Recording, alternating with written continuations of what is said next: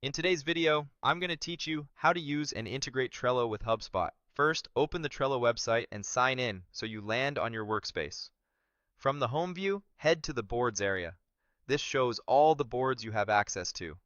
Pick a sample or project board you're comfortable experimenting with.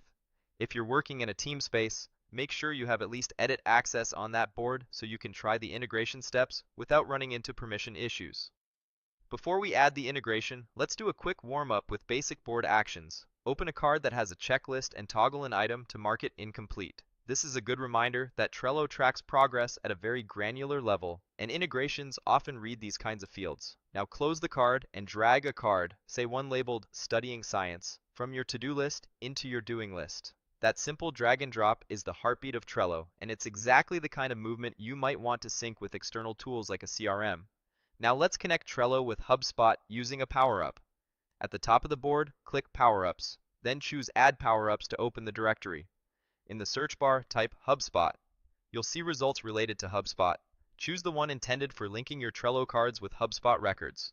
Click Add to start installing it on your board, and when Trello prompts you again to confirm, click Add one more time. If you're asked for authorization or workspace approval, that's normal. Some integrations need admin approval, depending on your organization's settings. Once the listing opens, take a moment to review the plan or credit model shown. You'll see details like a tile indicating $1 for 100 credits, information that one credit equals one card generation, and a note about a pay-as-you-go model.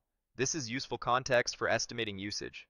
If you're on a team, a line on who owns billing and how many cards or sync actions you expect each month. Confirm you understand how credits are consumed so there are no surprises. Still within the listing, explore the How It Works section to get a quick overview of capabilities and any limitations. Then check support to see where to go if you need troubleshooting help later. Knowing where the documentation and help channels live will save you time when you start mapping Trello cards to specific HubSpot objects like contacts, deals, or tickets. Head back to your board's Power-Ups panel and open settings for the HubSpot Power-Up. This is where you would adjust configuration details, things like choosing which actions to enable on cards or how to display HubSpot information. Don't worry if you're only previewing. You can always fine-tune after your team decides on a workflow.